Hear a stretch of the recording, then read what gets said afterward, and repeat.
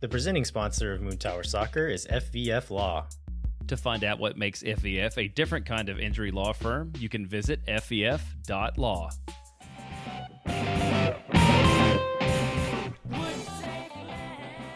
Hello, friends, and welcome to SWOONTOWER Soccer. I'm Mike Cragnola. I'm Steph Cragnola. And we are all about the boys. That's right. And today we are very excited because we are starting with a wee. We got a new boy alert. And then we are getting into our Match Scott interview, our fit checks, match moods, Celly Ratings, social media standouts, and as always, we will end with the man of my jersey. Additionally, this week we have the DC United preview with the RFK refugees. John over in DC was able to give us some time. So if you want to know what to expect on the field on Sunday, maybe take a listen. I can't wait to take a listen. Yeah. This is coming out late because I was running a work offsite all week. So I was working from like 8 a.m. to 2 a.m.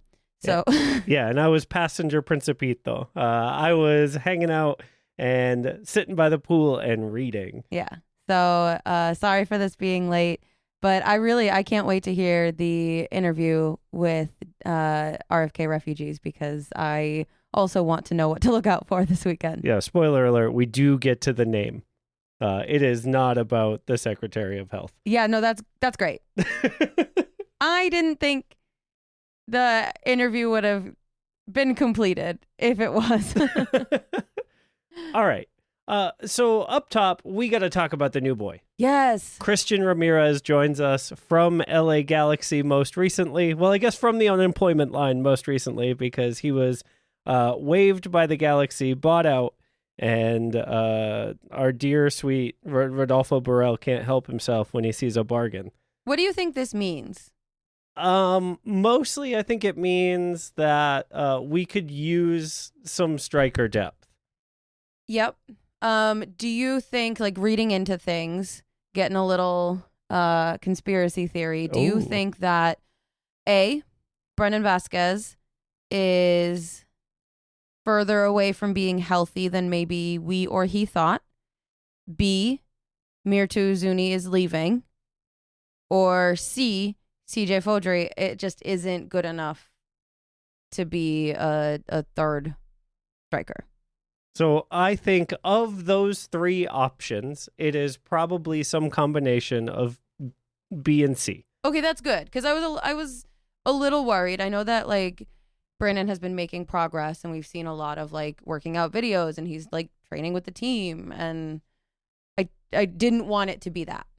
Yeah, in Nico's most recent press conference, Profe Nico, to be clear, not little Nico. Yep. Profe Nico's most recent press conference, he did say that Brendan is coming along as expected and still on the same timeline. So great. I think this is more than anything else. We are getting similar production or similar expected production to what Mirtu gave us last year, but on a much lower contract. And so financially, yeah. Now, my second question, Yes. very important. Now that we have signed him on a supplemental, do you think Roto is going to go on a supplemental spree? And maybe get us a supplemental center back who is also not currently employed. But is already in Austin? That is already in Austin. You know, he could do worse on a supplemental. Yeah, I know.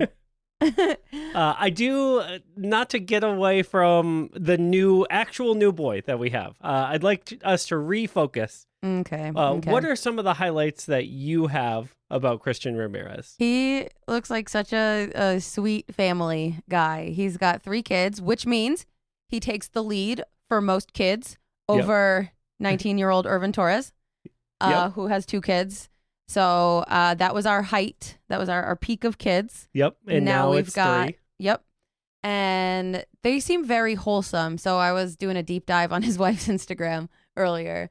And they've got a lot of like very cute travel pics together. Yeah, it seems like they go a lot of places as a family. Yes. The cutest one was they just had a baby when he won the MLS Cup with Cincinnati in 2023. Was it Cincinnati or Columbus? Yellow Sea.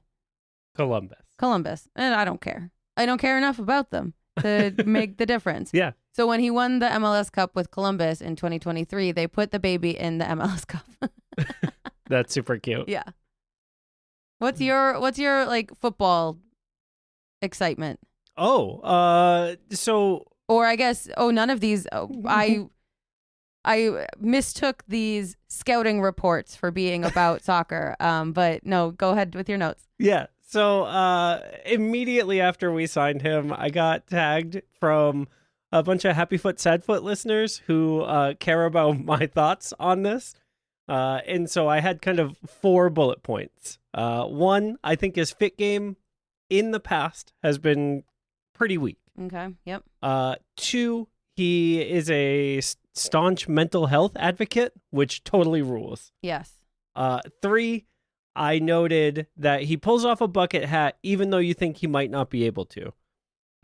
4, cute kids, which is prime SWOONTOWER content. Yes. And so I'm glad that you led with my number 4, but it was in my list. Great. I did have an addendum, though, because I kept scrolling through his Insta, and I think I might be less confident in my bucket hat take than I was originally. Oh, no. Yeah, I found a picture of him in a bucket hat without sunglasses, and it's not good. Okay. So I don't know. We'll have to, the jury's out. We have got 1 good, 1 bad. We'll have to keep looking. Oh, okay. And All the right. only way to figure it out is for him to wear more buckets. Yeah. We'll throw in one of the Austin FC Oh, I don't free think bucket. I don't think the free ones would look good. I think he's got too big a Oh, you too think his big a head's head. too big? Yeah. Mm. It's also kind of as a man with a strangely shaped head. I do have to say Christian has an oddly proportioned dome. You think you have a strange shaped head? Mostly the lumps and scars. Well, that's not like the shape. I have a strangely shaped head. Like We're not going to compare head misshapen. shapes on an audio podcast. Okay. I'm just saying your But you head know- is wonderful. You know what we are going to do on our audio podcast? What are we gonna do? We're going to interview a dog. I love that. I love Fitbit and his little blurpy tongue sticking out because it's too big for his mouth and doesn't go inside his mouth. Oh, I know. The highlight of this dog is absolutely his little tongue, and that is not audio content, but this is. Hi, Fitbit. We are so excited to meet you and ask you a couple of questions. I have a first question for you. Which of the warm-ups that the boys do is your favorite exercise?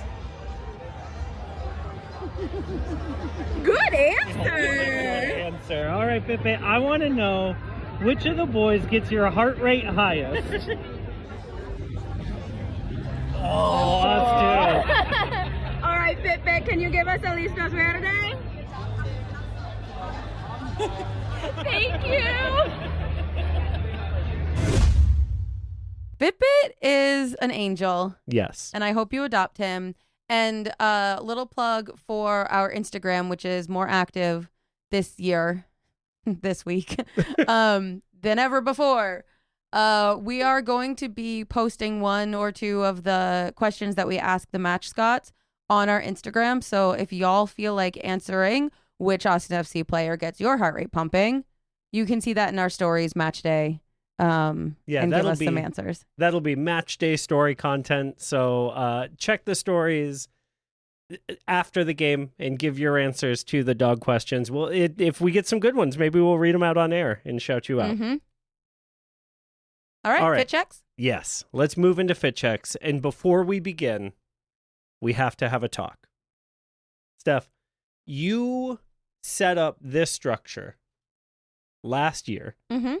And you told me this year that you had chosen Daddy, Son, and Holy Spirit. Yeah.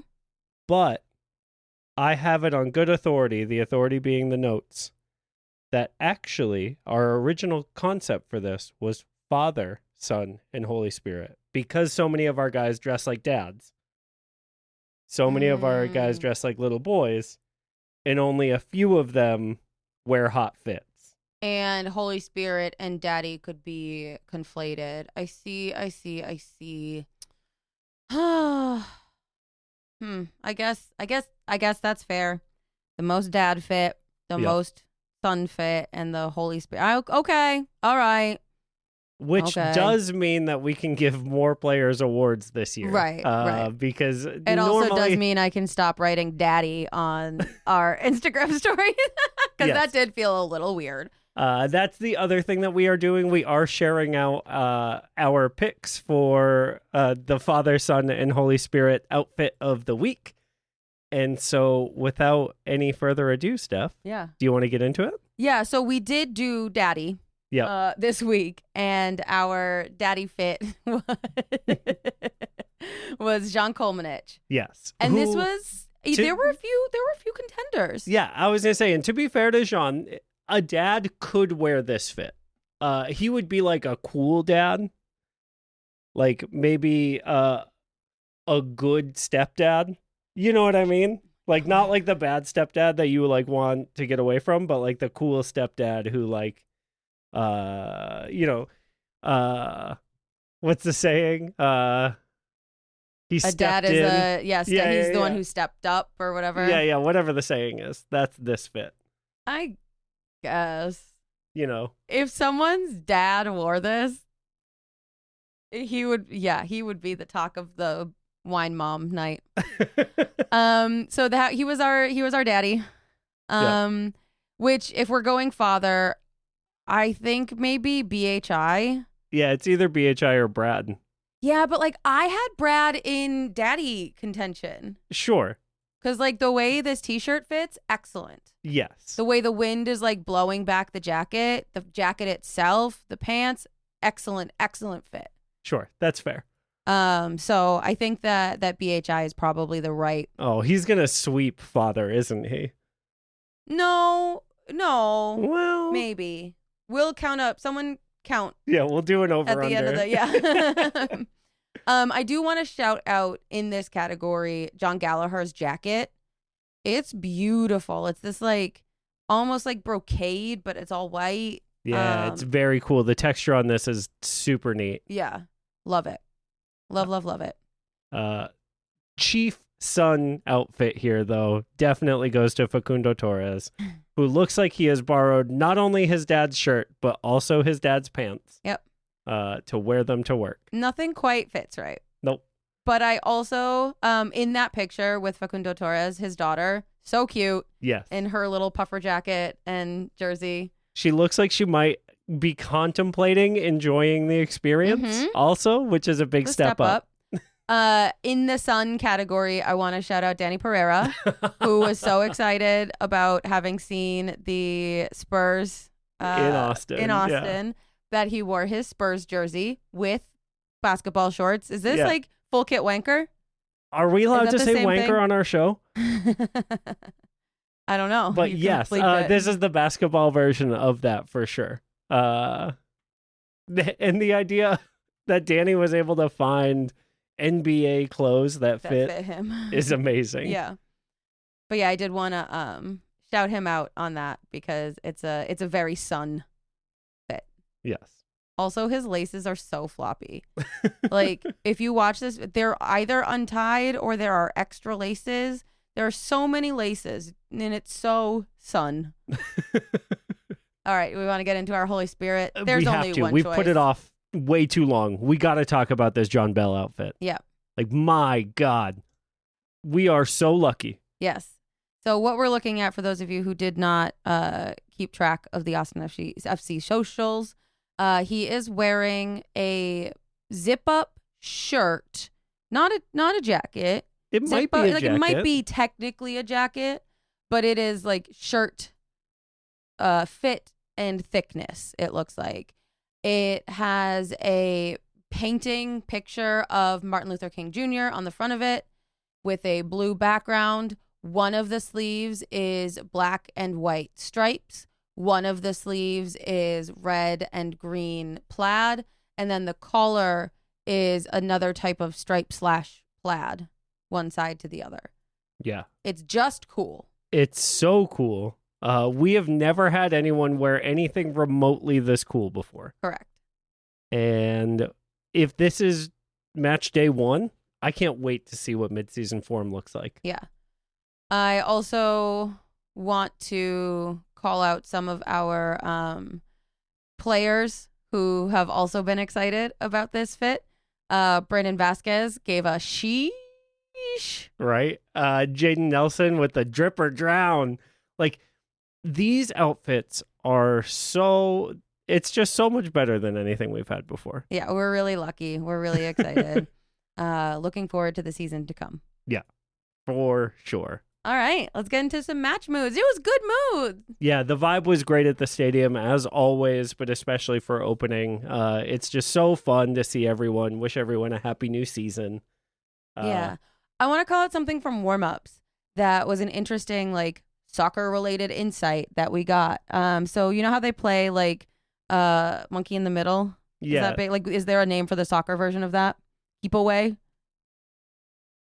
It doesn't matter. But it's when someone has the ball or someone is in the middle and everyone around the circle has to pass to each other without the person in the middle intercepting it.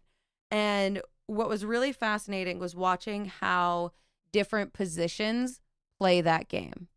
So, first of all, Lil Nico, bad at it. Second of all, the more forward players, so the further up, I guess, they are on the pitch, the less they move in the middle. The further back they are, the more they move. Our hot dog was like nonstop moving. Mateja Djordjevic he was in front of everyone. Like he ran to every player with the ball, like right up to them, instead of others who like CJ just stands in the middle and like watches waits. and lets the ball come to him. So I thought that was a really fascinating just observation. Yeah, I thought that was super fun to see, and I thought the vibes looked really good with the warm-up group as well. I know we have said it that like the vibes just feel different with this team. They feel very cohesive already, and I think for match day 1 to see that in the warm-up groups was really cool to see. Agree. One of the other things that happened pre-match was we took our first SWOONTOWER photo of 2026. And so it's not really a match mood, but I did want to thank everyone who came out to meet the mascot of the match and grab a photo and just like hung out and was so cool. Yeah. We shared that on our Insta. That made it to the main timeline. So that's how you know. That's Big how deal. you know that we love y'all. Yeah. We'll do a few more of those this season. Big games, big fun. But we'll shout it out here when we plan. Yeah, we'll do it ahead of time next time on the show instead of just in the Insta stories. Exactly. All right, let's get into actual match moods. Yeah. The first thing that jumped out for me was seeing the starting lineup and not seeing Guilherme Biru or Besard Sabovic on that. Steph, what did you think of that choice by Profe Nico? I think it's good. I think if you listen to the North End Podcast show interview with Danny Pereira, there is a thing that Danny Pereira says that we can't say on SWOONTOWER, but it gives the motivation for the team this year. Like, we're going to be that team. But being that team doesn't mean being that guy. And it doesn't mean being stupid. Exactly. So I think that that really works with the original quote. Go listen to that interview. It's great anyway. So I think that this is a really great reinforcement that you can fight, but don't be an idiot. Like, you can have fight, but keep your head together. Yeah. Don't do stupid things. I liked that they were pulled. I think if they weren't pulled, we would have won. Yeah. Yeah, I think that's probably true. And some things, like, I will take losing 2 points to teach that lesson if it sticks throughout the year. If it sticks. Right? Yeah. Like, then it's totally worth it. But that being said, Jean Komanich did pretty well for himself. He did. And made my first match mood of the night, which was little Nico Dubersarsky had come in and he won the ball in the second half just through physical play. And when he won it, Jean was clapping for him at the same time as Nico had passed him the ball. Mm-hmm. And so he's clapping for like little Nico having won the ball as he's receiving this pass. And it was just really fun to see him like doing both, like being available and celebrating his teammate. Yeah. Really fun bit of insight as to like the way that the team is responding to each other. Yep. Totally agree. This next match mood is from our friend Andrew Urban, who noticed that every time Facundo Torres messes up, he like messes with his hair. This was specifically when he missed a shot pretty late in the match, maybe like the 70th minute or so, somewhere around there. And they did it on the replay, and he just really like scrubs his hair. Yeah, it's like he's washing the mistake out, right? Yeah. And Andrew was saying that he had noticed it happening all game. Like every time Facu had done something wrong, that was his reaction, was like shaking it out of his head. Mm-hmm. So cute. Yeah. This one is probably my highlight of the night. You think? After Mirtu Izuni scored his goal with zero support from anyone, if you ask him, I'm sure. In the confusion of John Gallagher is celebrating, Mirtu and Robert Taylor are celebrating, Mirtu crowns himself with his celebration. Over in the corner, CJ, Riley, and Irvin Torres are dying laughing about it. They are giggling to each other. Micah as well. They are like hands over their mouths, like talking smack about something about it. Like they're pointing at the replay, laughing their butts off about the goal, like, and the celebration. Yeah. And it was just so. Do you think Mirtu walks around like that all the time? I do think so. I do. And do you think that it's like funny, endearing, or is it like, dude is weird? Unfortunately, I think it's the second. You think? Yeah. Mirtu strikes me as the kind of guy who gives the way that, you know, he was talking about Bukari last year. Like, I see everything. Mm-hmm. Like, I think he like probably gives everyone advice. It's like that one actor in a show who's trying to give you notes, and you're like, let the director do it. Like, everyone talks about how good you are. You get cast in everyone's shows, but like I watch you and I don't understand it because I don't think you're good. Wow. Yeah. I was hopeful it was. It could be. This is just my opinion. I think we'll get to this in the Goal Celly's ratings. Maybe. All right, what's your note? I liked note? that when CJ came out in the second half, he was chilly, and he made a little "I'm chilly" rubbing of his arms, and the warm-up coach gave him a hug to warm him up. That's what I like. Shout out to that warm-up coach who put in work in the offseason. Yeah, he looks fit as heck. Yeah, it looks like he stopped smoking cigarettes. I don't know if he like did smoke cigarettes. Or started smoking more. Sure. I don't know if he ever smoked to begin with, but like he gave that very old Spanish man smoking cigarettes outside the cafe. Yeah. And now he gives like the fit version of that. Yeah. Yeah. Good work, my guy. Speaking of good work, as soon as CJ came on, this was something that I was looking to see what happened, because obviously CJ had that game-winning goal in the Open Cup semifinal last year. Mm-hmm. So as soon as he came on and the ball like came back into play, he got two super hard body checks by the Minnesota United left back, like right away.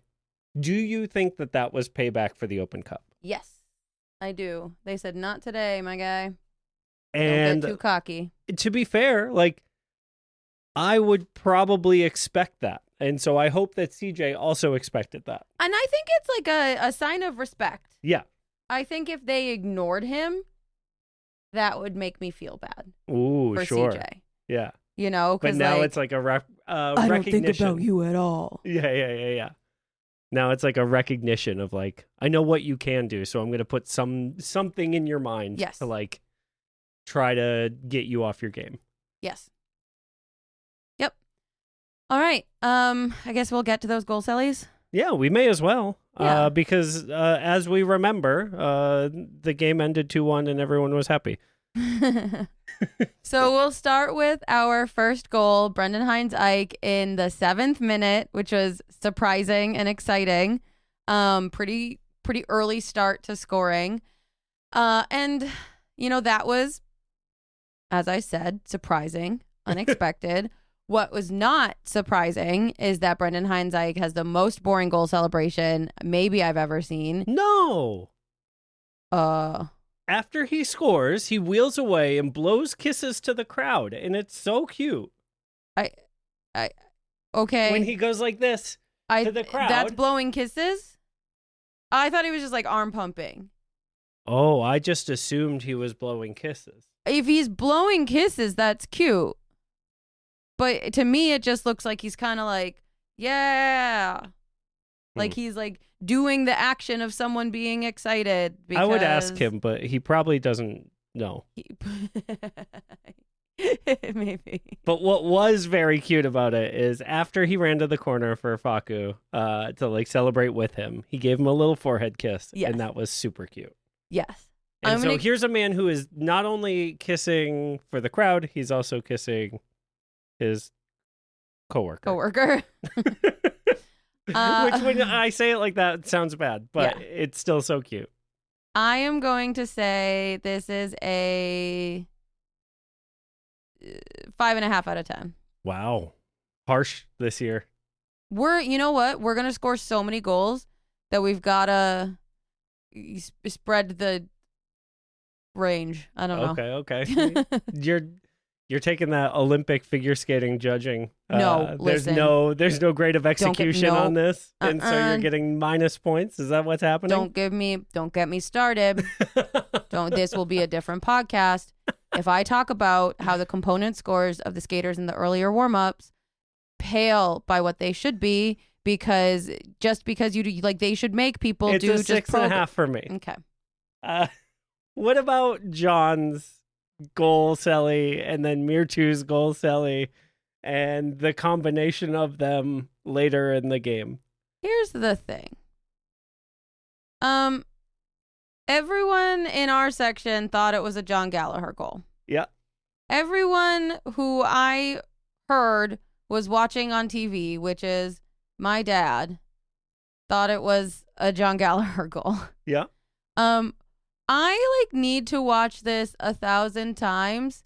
Does it touch Mirtu Zuni? Yes. There's another angle that shows the ball bounces off Mirtu's chest. Okay. And goes into the goal. Okay. And in the moment, it was very difficult to see. I know every show has since talked about it and how the ball was not headed toward goal from John originally, and so Mirtu had to be there to put it in. Now, I think personally that this is a sign of a smarter, more comfortable Mirtu, who last year would have tried to put a head on it or tried to jump up and put a foot on it so that it counted as a real goal. And this time is you know what? I just want the ball to be in the net. And he's slowing it down, making it simple. And if that means chest bumping it into the goal, great. Okay. Here's the thing that I struggle with. Yeah. Because to me, even looking at all those angles, it's still okay, sure, it touches his chest. And this to me is a 90% Gallagher goal, right? I don't like that there's no acknowledgement to John Gallagher from Mir to Zuni. So after the goal happens, John Gallagher runs to the right and starts pumping his chest and celebrating with the supporters section. He pulls his shirt out and he kisses the badge, which oh my God. You want to make us love you forever. Yep. Kiss the badge. Yeah. That's it. That's all you got to do. Just kiss the badge. Yeah. And then Mirtu Zuni runs to the left and away from John Gallagher to the corner and puts a crown on his own head. Yeah. I have now described what has happened. You can comment. To me, this is almost as polar opposite as the John Gallagher and Jared Stroud Verde and Black podcast interview. Yes. Where, like, if folks who remember, because the Austin FC media team has, like, since scrubbed this podcast from existence, but folks who remember know that John Gallagher, the whole time, super gracious, very like, I can't believe how lucky I am to get this chance, this opportunity, blah, blah, blah, blah, blah. Jared Stroud, meanwhile, is like, I don't know why nobody gave me a chance. You know, I was right there, and then New York went out and signed 2 more wingers, but like, I was there the whole time. And it was just very different vibes. Yeah. And that's kind of what this goal, Celly, reminds me of. John Gallagher, happy to score a goal for the club, kisses the badge, is a steward of the team. Yes. Mirto Azuni scores the goal, crowns himself, and then shares a Lion King inspired quote about believe in yourself so that when people do later, like whatever, like just very different vibes. Ultimately, Steph, what's your goal Celly rating on this one? I'm going to give John Gallagher 7 out of 10. Okay. I'm going to give Mirtu Zuni 2 out of 10. Wow! Okay. I like the creativity of crowning yourself. Yeah, that's the 2 points. Jeez. This is the, like, the American judge for the French skating team. No, because the French skating team was objectively better. They may be bad people, but they're all bad people, and they were objectively the better skating bad people. All right. John gets a 7.5 because kissing the badge automatically puts you up there. Even, like, I've never rated an assist Celly before, but that's the first one. You know what? For assist Cellys, that's a 9.5. Okay, For a goal Celly, that's a 7.5. Okay, yeah, I'll bump mine to an 8 for an assist Celly. For the goal Celly itself from Mirtu, I'm going to give it a 7. I think crowning yourself is crazy. And that, like, there's only 2 ways that can go, good or bad. There's no middle to it. So we'll see what happens. Hopefully this is the first of 50 we got to talk about. I think that's the thing, is that if this was his 18th goal of the season, sure, put a crown on your dang self. Because, like, I'm a Leo. I love the confidence. I don't love it unearned. Speaking of unearned, we haven't had an ad break yet, and the sponsors want them. Let's do it. Let's do it. SWOONTOWER Soccer is brought to you by our friends at FVF Law. FVF is a different kind of personal injury law firm dedicated to community, transparency, and client education. And they have their own podcast called Summary Judgment. Check it out wherever you get your podcasts. You can go to FVF.law to find out what makes FVF a different kind of injury law firm and why understanding your legal options can dramatically change the outcome of a case. Once again, that's FVF.law. Our premier sponsor is McGuire Woods Consulting, helping clients in the public affairs space from lobbying at the local, statewide, and federal levels to digital and communications campaigns across the country. McGuire Woods Consulting has offices in 10 MLS cities, but only advertises on this podcast because we have John Gallagher. Contact our friends at McGuire Woods Consulting at www.mwcllc.com for more information. All right, Steph, let's get to some social media standouts. Yes. So there's a lot of good this year. Yeah. First thing, we didn't talk about it in the match moods because we wanted to do a little bit more time on it here now, which is the season opening TIFO, inspired by and in support of raising awareness for the Black Cowboy Museum. So this was our first Black History Month specific TIFO, and I thought it was just so cool and such an underreported piece of Texas history. Yes. It's really beautiful to see the fabric of Texas being celebrated this way and being highlighted. And this is something that, like, for us personally has been on our minds because the show that we're doing for our Shakespeare company this May is celebrating, like, the cowboys of the 1800s.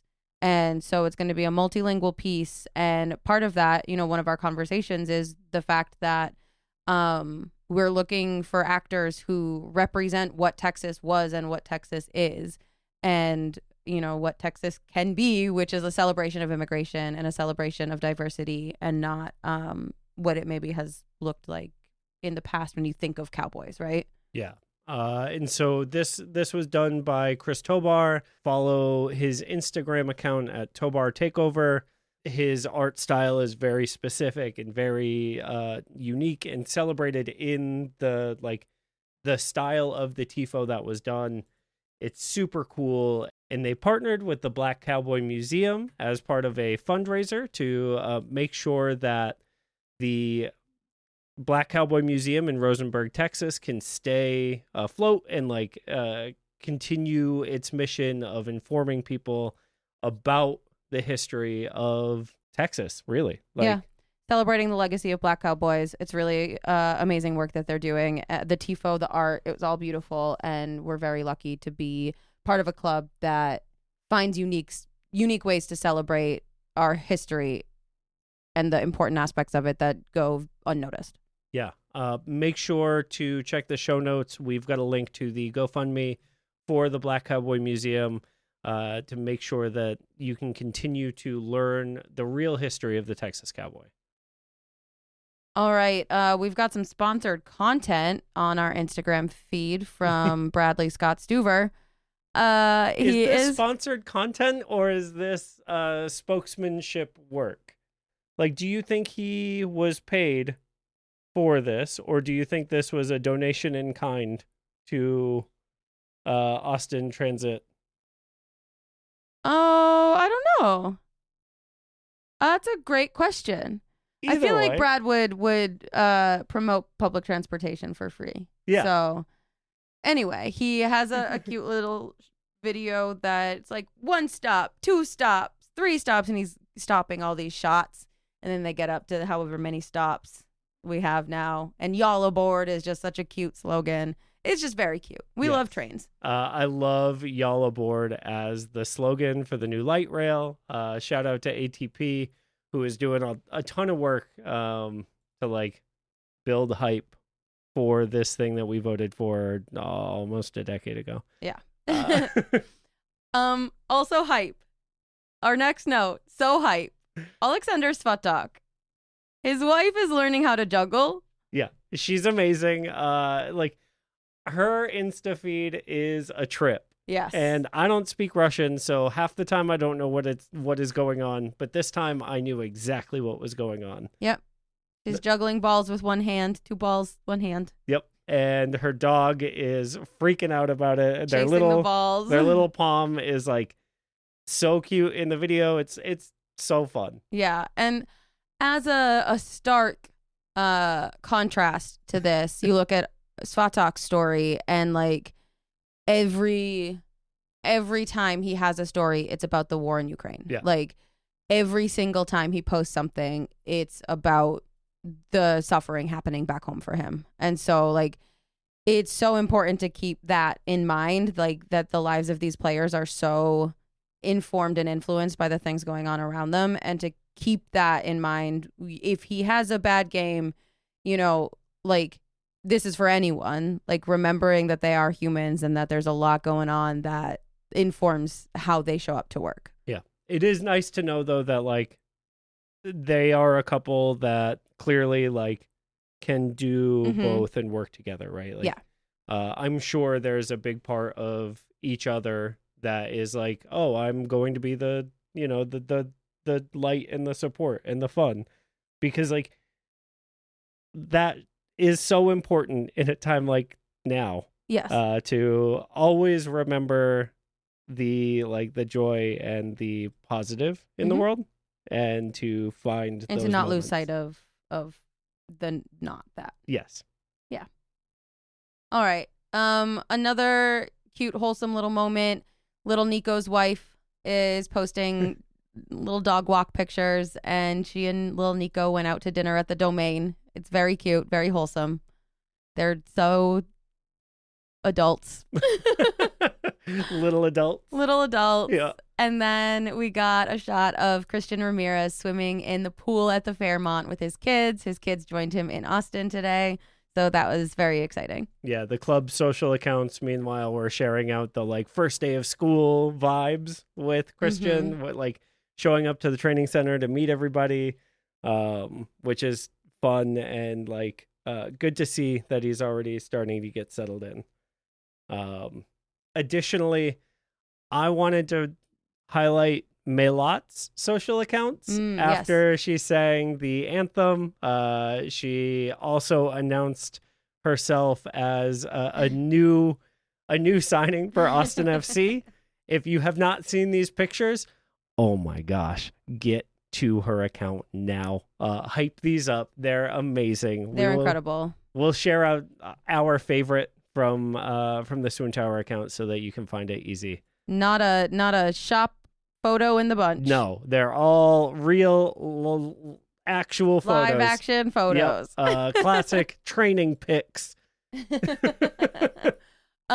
Speaking of sharing out, I was really excited to see John Bell sharing out that Amy Sherald, I don't know how to pronounce her last name, Sherald, she's a painter, famously painted the portrait of Michelle Obama, but she was just announced as one of Time Magazine's Women of the Year.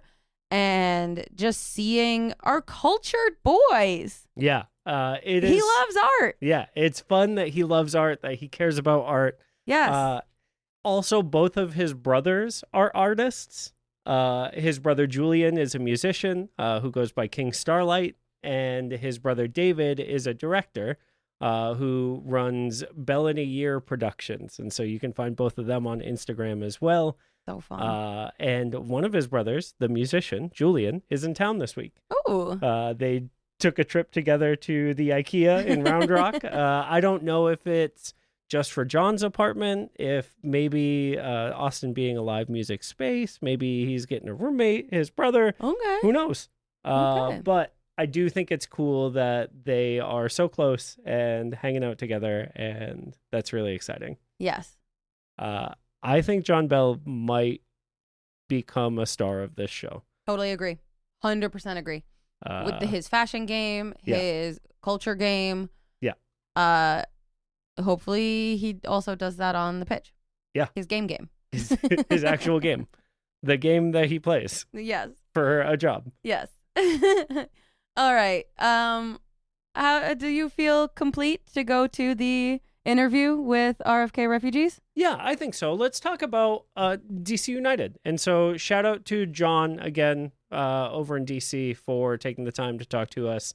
I did a little session with them for their show, for their patrons. We give you this for free because we love you. All right. Thank you again to John from RFK Refugees for coming on to SWOONTOWER. John, how are you? I'm good. I can't complain. How are you doing? I'm doing all right. You know, a week after opening week, we're getting into it here. So we wanted to get some time on the books anyway to understand a little bit more about DC United as they come to town here it's been a struggle to find coverage that is still willing to commit to a team like DC United for so long. And so I was so grateful that John said yes to join and chat with us here. How long have you been following DC? Ugh, that's a great question. 2007 was my first year paying attention. So post 06 World Cup is when I was turned on to the beauty and the wonder that is soccer. And back then, DC was an important team in the specter of American sports, right? Like as far as soccer is concerned. Right. I had just missed every championship that they would ever win. I as soon as I got there, I basically have dwelled in the dark basement like a mole man for DC United since I have started paying attention. I have 2 open cups to point to as sort of like evidence that my time was not entirely wasted. But no, I missed all the glory days. I've never seen them. I've heard that they exist. I see the stars on the jersey. I've been told that we used to win things, but yeah, no, it's been a long. I could never claim to be like a Browns fan or someone who has like a perpetual generational losing streak, but this is certainly the worst team that I support. So what, I guess, keeps you going on that? You know, this isn't part of our normal outline, but I think for Austin, this concept is really important, right? We are a team that has had one good year in our now 5 years of existence. And so when we talk to teams who have experience with being in this situation, what advice would you have for fans of the team to keep you going?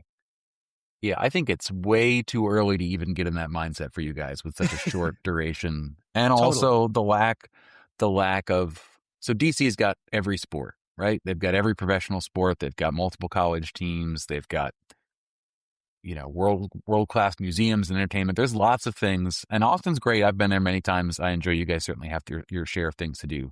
But I think as far as the sports landscape goes, probably not as crowded. No, there's certainly other things to keep so first things first, I would say, give yourself some perspective. Before this, you were the Aztecs and you folded multiple times. So, it could be a lot worse. You could not exist. Remember that. You could be moved. You could be relocated.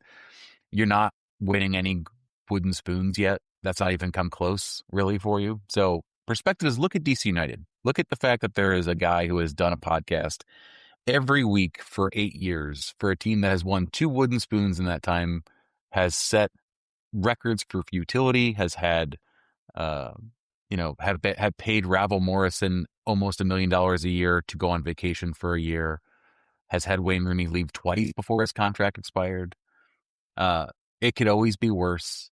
You've got it pretty good. So I would say, you've got the shine has now come off. The new car smell is gone in Austin, right? I think that's probably maybe where you're going. Like being the darlings of the league, being like, oh, this is the stadium you got to go check out. This is the best fan base. These guys are great. Look at how the lights are green before the match. That's crazy. And now all that's gone, and the attention's elsewhere. I think as the new shiny toy gets attention, or really Inter Miami gets all the attention. Just enjoy the parts of it that you enjoy. Think that this is going to be much longer than ideally much longer than a 5-year commitment. This is going to be hopefully the rest of your life. So there's peaks and valleys, and right now you're in neither really. You're just kind of in the middle, from my perspective. Yeah, that's a great bit of perspective. I think fans in Austin kind of had a different expectation, especially after 2022. And we've kind of been chasing that since, right? But to your point, there's a whole lifetime to go. Look at St. Louis. Similarly blows the doors off in their first year, and then they come back to earth, and then they're a normal team again.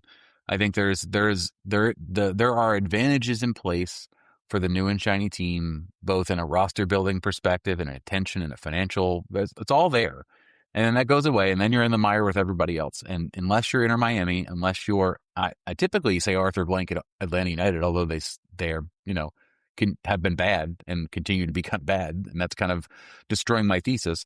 But we're all kind of in the meaty middle of teams. We're not owned by billionaires. Sometimes we spend money, sometimes we don't. Sometimes we win, sometimes we lose. But yeah, I think you're now in the normal part. You're like you've gotten in the groove now. So Congratulations, enjoy the groove. y'all. Congratulations. We're a regular team. Yes. And so you mentioned you've been doing this podcast for 8 years. Can you give fans, before we get too deep into it, a little insight into the name RFK Refugees? I know right now those initials mean something different for a lot of people. It stinks. It sucks, man. It's what it does. We were here first before anybody that ate. Why should I change bears. my name? He's the Correct. one who He's sucks. the one who sucks. That's right. And our Google score is certainly much worse than it was when we started the podcast. Ted and I fell in love. Ted, my co-host, and I fell in love with this team at RFK. It was the reason for my fandom. The reason for, I think, a lot of people's fandom was the community and culture built in Lot 8 around the stadium. We were in a garbage dump of a stadium, which I still love and I still miss, but it was like the open sewers of MLS stadiums at the time. It would flood. There were infestations of wildlife. It was bad. It was objectively poor and bad, and there was no amenities and whatever. But because of that, the community that get built around it in the parking lots before the games and everything else, it was so much less about the team and so much more about everything else around it. The team in the stadium were almost incidental to anything else. So leaving RFK was bittersweet, I think, for almost all fans, anyone that was there before in the before times. And I think we miss that part of it. Part of it's getting older. That just happens. I'm 40. That 2007 was a long time ago. I just graduated college, I think. Yeah, college. I just graduated college. That's how math works. We'll say college. That is how math works. And your life's identity is bound by that thing. And then time moves on and you look back at the things that were good. So we miss RFK. The longtime fans miss RFK. But there are now, since this team and since this podcast started, we started when we moved to Audi Field. There's a whole half generation of people that don't know anything about RFK. It doesn't even exist to them. They have no conception of the tailgate lifestyle and all of the supporters groups and what that meant. So it's interesting. We toyed with getting rid of the name because of that, because we were like, are we alienating new fans?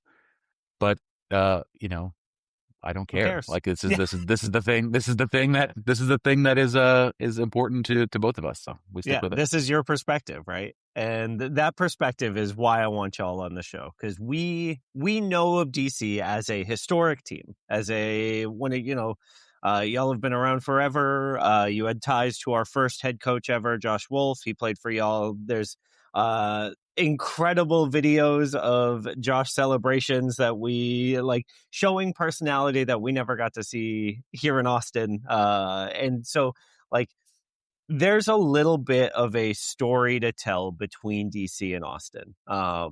That said, national media coverage kind of reduces complexities to generalities. And I think the generality for DC is they were a good team once. Now they're a team that signs a star who's on the wrong side of 30 as a way to get fans to come to the game. And that's about it. From a local perspective, do you feel like that's a fair generality?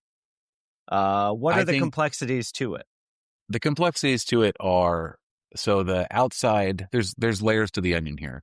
The outside view is that. The inside view, the non-ball knowers view of this is the owners are cheap. They don't spend any money. That's why we stink.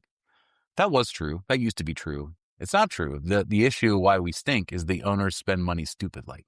They have no patience. They have no judgment. They know no ball. And they hire people that either flatter their own senses of business acumen or tell them the story that they want to hear or are cheap. There are many layers to this, why this team is where it is and why this club has been mired in, I don't even want to say mediocrity. We have a couple years to go before the average is mediocrity. Why we're mired in the basement of this. This is also a team coming off of a 1-0 victory against Philly on opening week. So there are, and this is our second or third rebuild in the last 4 years.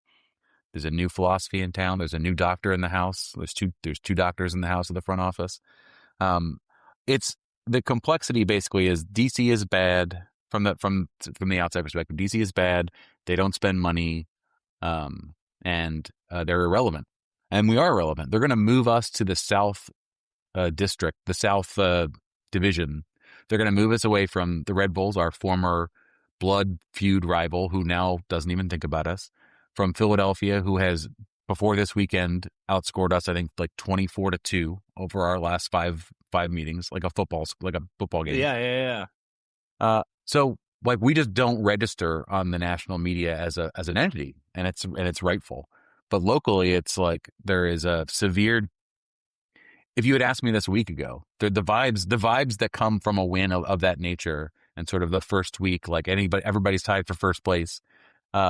Before that, I would say the vibes were disinvested. All of our listeners, like 90% of our listeners, are season ticket holders, and 80% of those people did not renew this year. They're like, I'm done. I cannot take any more. The prices go up or the prices stay the same, and the results stay the same. I'm not valued. I don't feel community. I don't know these players. Like all valid reasons. And we were saying that. That was our perspective. Like, you can buy a single game ticket. There's no value to a season ticket. It's just that is giving them your love, giving them the milk for free here as a cow. So just hold out on that. So, but we won week 1, and there are new players. There's a new philosophy. There's a new coach. Will it work?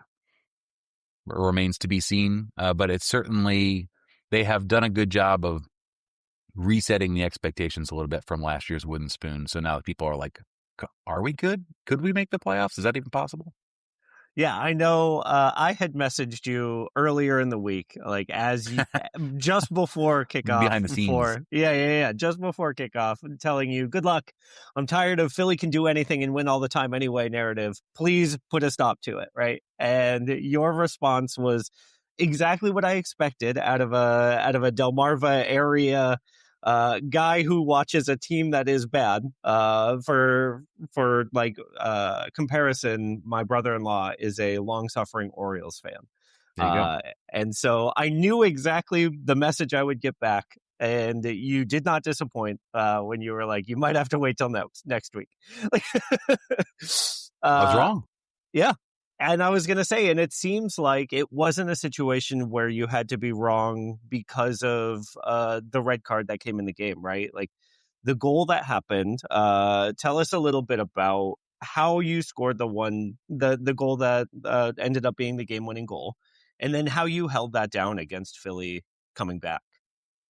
Yeah, I mean, I think the big focus of this game was, wow, Ty Baribo really hates his old team. This is a guy who is really mad and really engaged in making all of his ex-teammates miserable on the field. And the question is, can he do that again? I hope so. If he did, then we have made the right choice in moving Benteke on and bringing this guy in. How did it happen? I think that Philly looked flat. Philly looked like a team that just traveled and had midweek Caribbean soccer that they were playing before week 1. And it was kind of evident that was the case. DC United looked like their hair was on fire. Last year, Troy Lesane, our former manager who got fired mid-year, was all about the press. It was hair on fire press, but it didn't seem to be tactical. It just seemed like, this is what we've been told, so we're going to do it. And I would say both Ted and I went to the game. We don't go to a lot of games. I have a small kid, and Ted lives in Richmond, so we don't get there as much as we used to. But we're like, this press is a lot more systematic. Like they are doing it at the right time. They're not doing it in every condition. The rest of the team is moving with the press. They are actually making themselves available once the ball gets turned over in the attacking third. So that was really impressive to see. There are still holes all over this lineup. There was we had a right back who joined the team last week, didn't play. This is Sylvan Hefty. Didn't play for his team in Germany all year long, so had no minutes since the summer of last year. Had a week of practice, played 90 minutes, which is sort of like a slap in the face to MLS, I feel like, because we were all thinking, well, there's just no way. Like, he couldn't go 90. He could maybe do 45. He's fine. He was always good to go. No problems at all. But there are still a lot of challenges here in place. I think that Philly was flat, and I think that they probably are in a bit of flux. They've lost, lots of players. Daniel Glesnes, they've lost Ty Baribo, they've lost Kai Wagner, and they haven't really replaced them. I don't care who they brought in. There is still some time. Whoever they brought in is going to need some time to settle. They're not all Sullivan Hefty. They can't all roll out week one and provide good performances. So I think this next week again, Austin will tell us a little bit more about who we are. I think Philly also will have that same question to answer as they roll on to their week 2 opponent. And so we've talked a little bit about some moves. We talked about a new sporting director. We talked about a new head coach. We talked about a new right back. Tell me which moves to you were particularly exciting, and then we'll go to the moves that you are particularly skeptical of, because I have questions about hiring a sporting director who's an agent and also a fiction author. And so I am so excited to hear your takes on this, on Erica. I'm going to get a reputation on this. I go every time I do like a national or a local podcast, I rip on the GM or the sporting director relentlessly. It's just such a I'm not going to fascinating. Stop. It's such a fascinating hire from the outside. I would be furious from the inside. And so, yeah, tell me about these offseason moves. Tell me what you're most excited about, and then we'll get into the good stuff. I would say before this week, I would have not excited about any of these moves. Certainly money was spent. Players did come in. Undeniably true that happened. Ty Baribo, I was a Benteke fan. We had sections of the fan base that had sort of turned on him last year as he was hurt. They're like, the reason we're bad is because we all serve at the altar of Benteke. That's why our offense is bad. Of course, Benteke was injured half the year last year, and we scored no goals in those other games. So not exactly true. So when we signed Ty Baribo for the amount of money that it took from a cash move from Philadelphia, I said, okay, well, great. We're as good as we were. And it cost us the same amount of money. We've not upgraded. We've just changed. Luis Montano from Cluj in Romania, I don't really see. Well, it's way too early, right? It's just way too early. It seems to me an overpay. I don't care that Celtic were linked with this player. That doesn't necessarily mean a lot to me. That it's not 2003. That's not the Scottish league doesn't quite have the juice that it might have at its heights. So that was always sort of brought up like, oh, well, we're competitive with a player who has international European interest, and whatever. Okay, we overpaid.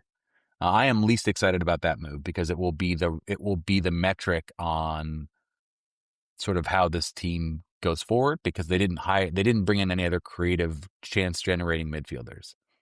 And he's not really that. He's more of a second forward that can create chances for other people.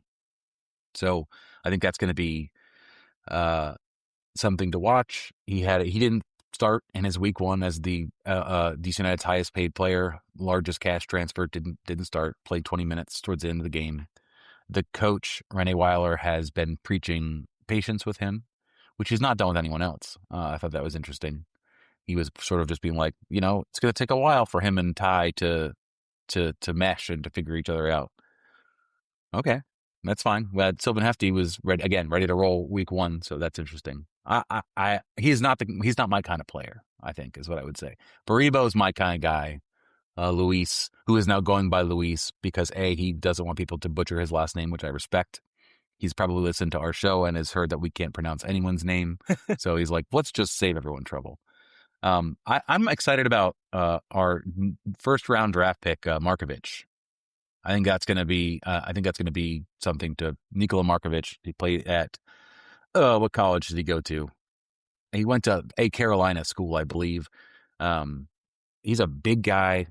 He's a center back that we had no real youth. We had no real youth options. Garrison Tubbs, a player that we stole from the Atlanta United academy on draft day, but still technically counts as homegrown, which is fun. That's pretty much the only young player we have developed at all, or have in the development pipeline for defense. Other than that, the cupboard is bare. So I saw him. He came in late in the game to try to hold it down last weekend. He looked good. He looks confident. He looks a little like he could be a little faster, but he's also young and trying to catch up to the speed of professional soccer. Now let's talk about the sporting director, because it's my favorite subject.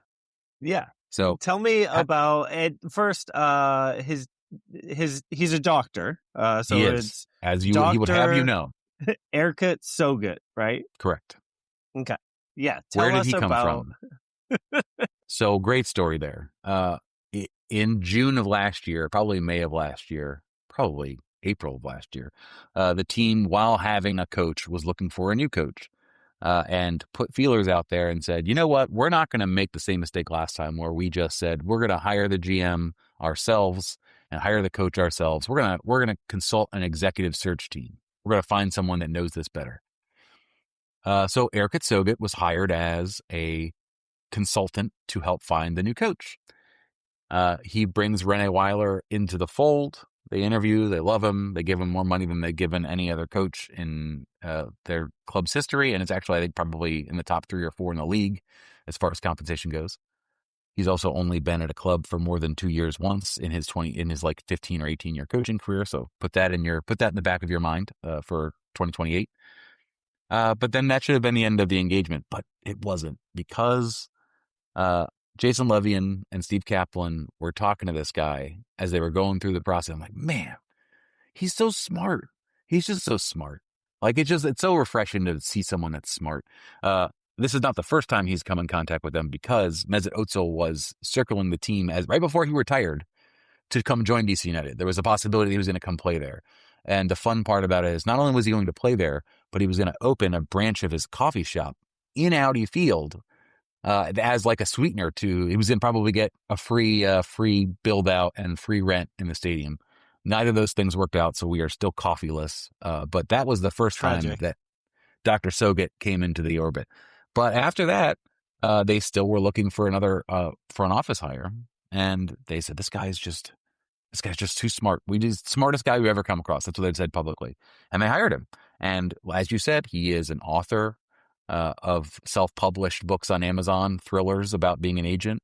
He is a chronic LinkedIn poster, the worst kind of poster that could exist. He is a guy that will post every day. He posted yesterday after the win. He does not live in DC. He doesn't live on the East Coast. He lives in California. He takes a plane. I don't know how often he's going to do it now that the stadium started. We were told when he started that it would be remote to start. But just like all the rest of us in post-COVID world, we've all stretched the bounds of what that looks like, and now we're all remote permanently. And he is doing the same thing. But he's bragging about it on LinkedIn, which I don't do.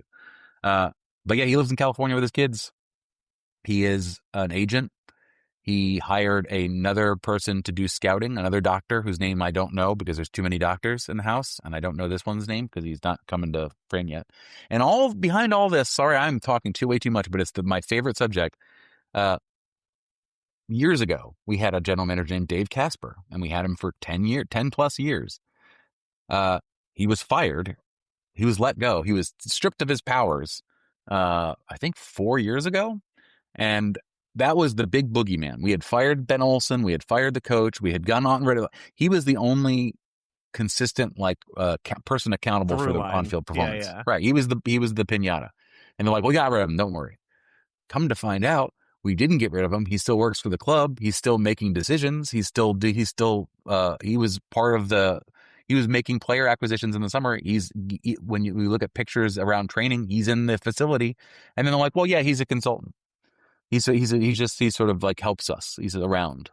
So he was not fired. And we were told, we were lied to. Maybe we wanted to believe it. And maybe the more cynical conspiratory minded people in the fan base were like, you're wrong. He's still making decisions. We're like, okay, sure he is. And he was. And he still kind of is, I'm sure. It's a big mess. It's very dysfunctional. Yeesh. Yeah, so it could always be worse for Austin. Oh God. See, if nothing else, listen to this and feel better. Yeah, if we pull the mask off and it's Claudio Reyna in the background the whole time for Austin, that's when we're on the same playing field. Right. So right. In 10 years. Yeah. All right. So what, after this weekend's kind of hope springs eternal moment, what do you think are the keys to success for your team this weekend, specifically against Austin? I will be honest that I've not been paying attention to your off season and sort of where you are. I'm very envious of I would say typically younger people, typically pre-kid or no kid having that are like, I am up to date on all of the teams in the entire league. I do a podcast about all the teams. I know what's going on. So I'm not that. I will cop to that. I think that the biggest question is, does Ty Baribo hate Austin as much as he hates Philadelphia? Is he entirely spite powered, or does he actually just have general intrinsic motivation that's going to lead him to being a player that you're going to boo at? And hope that he gets a yellow for simulation. He was doing the who was it? Neymar doing the rolling around like an alligator thing in the World Cup. He did that twice last week, which I typically would make fun of, but he's on my team now, so that's right. I think So it's great. it's the best. Yeah. So it's good. I think that's something to watch out for. Does Aaron Herrera, one of our best players who did not play, and I think and some people think is on his way out the door, does he make an appearance, or does Sylvan Hefty go 90 minutes back-to-back weeks after never having played before? I was going to say, I ask a clarifying question about Aaron Herrera? Where does he play now? He's played as a midfielder, right? He's played as a right back. Yeah, right back is where he plays.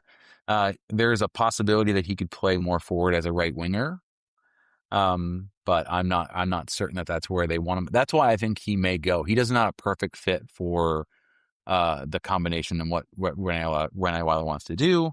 The end of the season last year, he got a red card and left before halftime and drove away with his girlfriend and waved at fans like, sorry, goodbye, as he was leaving the stadium at halftime.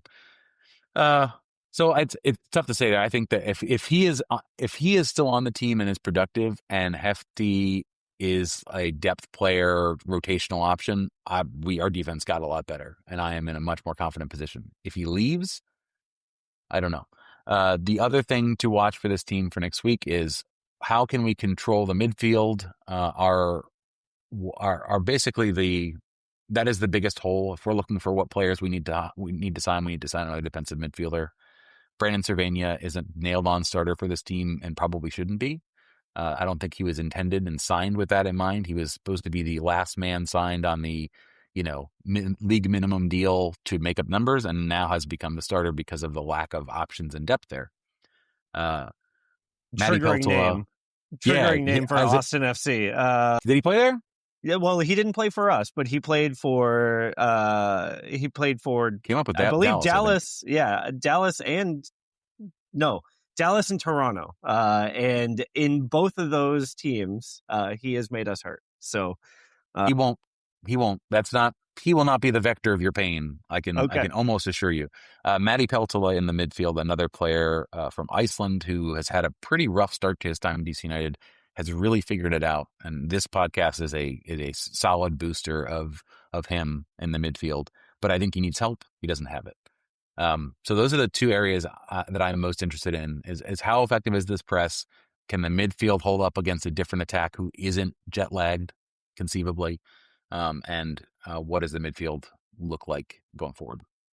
And so we're expecting DC to come out with a high line and try to harry the back line to cause some turnovers and get the ball to Ty Baribo as fast as possible. I think that's right. Brendan Heinzike we will remember, activate the sleeper agent that is Brendan Heinzike and see if he can turn the ball over to us and give us a goal. I saw he scored last week. Someone said last week, former DC United defenders are outscoring DC United right now 2-1, with Chris McVay scoring for San Diego and Brendan Heinzike scoring. I think hopefully this weekend will at least come to parity, but yeah. And then I guess overall, what is the current local narrative around the team? It sounds like we've got a conflict between the ever-present "we're gonna suck" and then the hope of but we beat Philly. Yeah, it's a breakdown between the casual and the diehard. I think the casual fan who doesn't think about this for 3 months in the offseason, certainly doesn't podcast about it for 3 months in the offseason, I think is like, oh, it looks like we got new players. Hey, we won week 1. Talon, they redid our mascot. He looks like he lost weight and has more muscles. That's cool. They're going to be fine with it. They will have taken that win and say, okay, and then we get to go play Messi in Baltimore. That'll be fun. We can all drive up to Baltimore. The diehards hate that. They're like, why are we not playing in our home stadium? Why are you going to make me go to Baltimore? Yeah, well, it seats 18,000. Yeah. I'm hoping that he doesn't play. That's my preference. And not for DC United's advantage. Messi has never played an Audi field. Every time he could play an Audi field, he's gotten injured or an international call-up. I was hoping that he was going to get suspended for trying to get into the referee's room, and I was like, perfect. That would be the best outcome for me, just the funny outcome. But anyway, like the local perspective on the team generally is the diehards are not convinced. There are some, last year it was sell the team, screw this owner. That was all we were going to do. We were going to say, forget it. And it feels like that's softened. The drums are back in the stands. The supporters groups are mostly there. I think that it's not necessarily a forgive and forget, but it's more like you're not going to rob the joy from me of being part of this community. So we're going to support the team and not really talk about the owner for now. Just remember, keep those signs in the garage. You're going to need them again. The sell the team signs are going to be needed again at some point. Just don't throw them away. Don't waste space. It does seem hard to bring a sell the team sign to the game when you got the ticket for free from the ownership.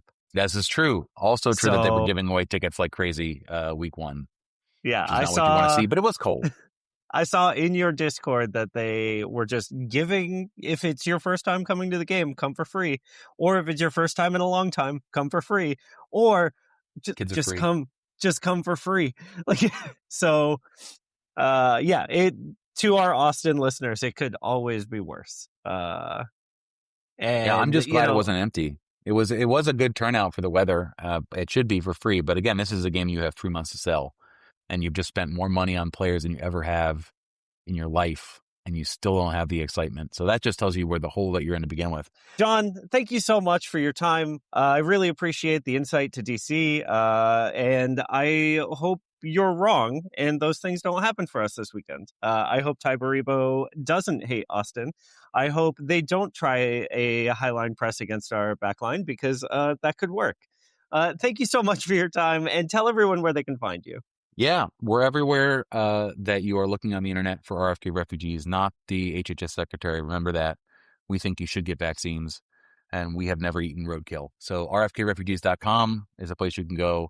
We do half of our show. We do live every Monday night at 8:30. We do half of our show for free.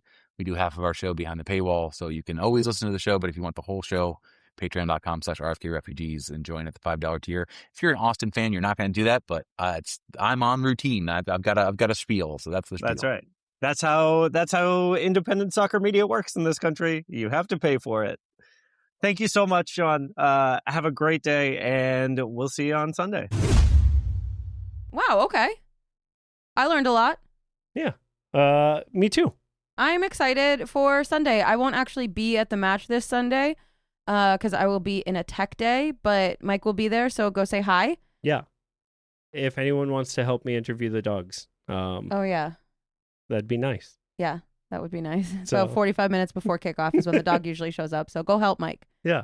I mean, I can handle a dog on my own. No, I know. It would be fun. An emotional support human. If you are the dad who came up to me last week and said that your daughters love listening and they love the dog interview, if they're there, oh yeah, help me. They can help Mike interview the dog. Yeah. He would be so grateful. Yes. All right. Let's get to the man of my jersey. We got to know. Who is it this week? You know what? Is it Mirtu? No. The man of my jersey this week is actually John Gallagher from the fit. And I'm not even doing it trolly. Like, I'm not even doing it because of Mirtu. It's like legit from his fit check. That jacket was beautiful. He is maintaining his fit game step up from last year. He looked great. And, we talked a lot last year about some frustrations feels harsh, but like some frustrations with John Gallagher because he didn't seem to be as on it as he had been in the past, right? We talked a lot about new baby syndrome, like having a new baby is hard and you sleep less and maybe you play worse. But watching him on Saturday night was like, it's like last year didn't exist. It's like he went back to being this like star fit superhuman player who was going to fight and fight and fight and fight and like, do literally everything in his body to make this team win. Yeah, he almost had that goal. His the shot that he had on target looked almost exactly like the first goal scored at Q2.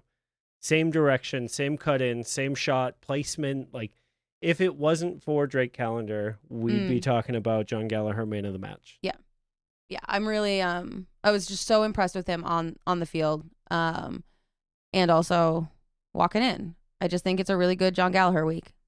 I think he is not a player that's going to get the flash a lot ever, and so it's nice to celebrate him. Yeah, I like that. I do too.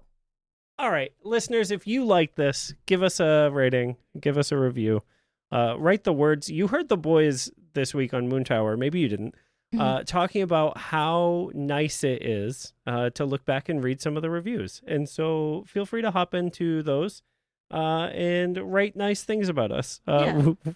We like it. We do. Tell your mom, tell your friends, tell your enemies. Yeah, and go to patreon.com/moontowersoccer. And see if anything there tickles your fancy. Maybe you want to put money in our drinking accounts. Love that. And we love you. We love you. Bye.